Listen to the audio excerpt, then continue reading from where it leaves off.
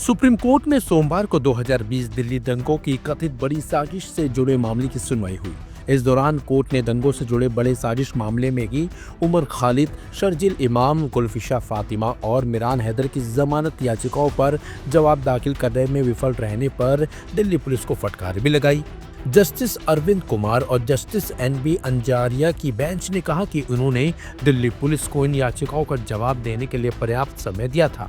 Court ने टिप्पणी करते हुए कहा कि जमानत से जुड़े सभी मामलों में जवाब दाखिल करने का कोई सवाल ही नहीं है।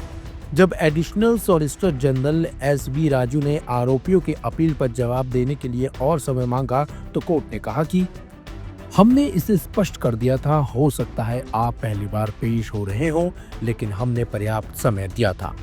साथ ही साथ कोर्ट ने ये भी टिप्पणी करी कि शुक्रवार को आप सुनिश्चित करें कि आपके पास उचित निर्देश हो, हम सुनवाई करेंगे। राजू देखिए, अगर कुछ किया जा सकता है, यह केवल जमानत पर विचार करने के बारे में है। देखिए 5 साल पहले ही बीत चुके हैं। दरअसल खालिद और अन्य ने जमानत देने से इनकार करने वाले दिल्ली हाई कोर्ट के 9 सितंबर के आदेश के खिलाफ सुप्रीम कोर्ट में अपील की थी। सुप्रीम कोर्ट ने 22 सितंबर को पुलिस को नोटिस जारी किया था। आपको बता दें, यह दंगा 2020 में तत्कालीन प्रस्तावित नागरिकता संशोधन अधिनियम यानी कि CAA को लेकर हुए टकराव के बाद हुआ था। दिल्ली पुलिस के मुताबिक इस दंगे में 53 लोगों की मौत हुई थी और सैकड़ों लोग घायल हुए थे। वही इस मामले में FIR दिल्ली पुलिस के स्पेशल सेल द्वारा और UAPA की विभिन्न धाराओं के तहत दर्ज की गई थी। ज्यादातर आरोपियों पर कई FIR दर्ज की गई थी, जिसकी वजह से उन्हें अलग अलग अदालतों में कई जमानत याचिकाएं दाखिल करनी पड़ी है।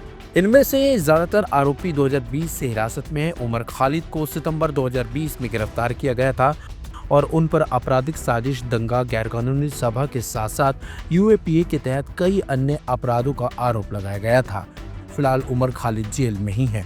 ट्रायल कोर्ट ने पहली बार मार्च 2022 में खालिद की जमानत याचिका खारिज कर दी थी, जिसके बाद उन्होंने हाई कोर्ट का रुख किया था, लेकिन हाई कोर्ट ने भी अक्टूबर 2022 में उन्हें राहत देने से इनकार कर दिया था, जिसके बाद उन्हें सुप्रीम कोर्ट में अपील दायर करनी पड़ी थी।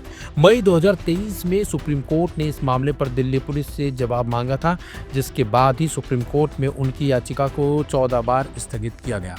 14 फरवरी 2024 को उन्होंने परिस्थितियों में बदलाव का हवाला देते हुए सुप्रीम कोर्ट से अपनी जमानत याचिका वापस ले ली थी। 28 मई को ट्रायल कोर्ट ने उनकी दूसरी जमानत याचिका भी खारिज कर दी थी। इसी के खिलाफ दायर अपील को दिल्ली हाई कोर्ट ने 2 सितंबर को खारिज कर दिया, जिसके चलते उन्होंने अब सुप्रीम कोर्ट में मौजूदा याचिका दायर की है। शर्जील इमाम पर भी कई राज्यों में मुख्य रूप से राजद्रोह और UAPA के आरोपों के तहत कई FIR दर्ज की थी। जामिया मिलिया इस्लामिया विश्वविद्यालय और अलीगढ़ मुस्लिम विश्वविद्यालय में दिए गए उनके भाषणों से संबंधित मामले में उन्हें पिछले साल दिल्ली हाई कोर्ट ने जमानत दे दी थी।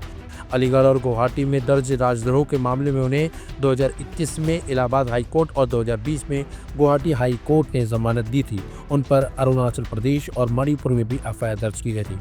फिलहाल अब देखना होगा अगली सुनवाई पर इन्हें राहत मिलती है या फिर कुछ और इस मामले में अब नया होता है।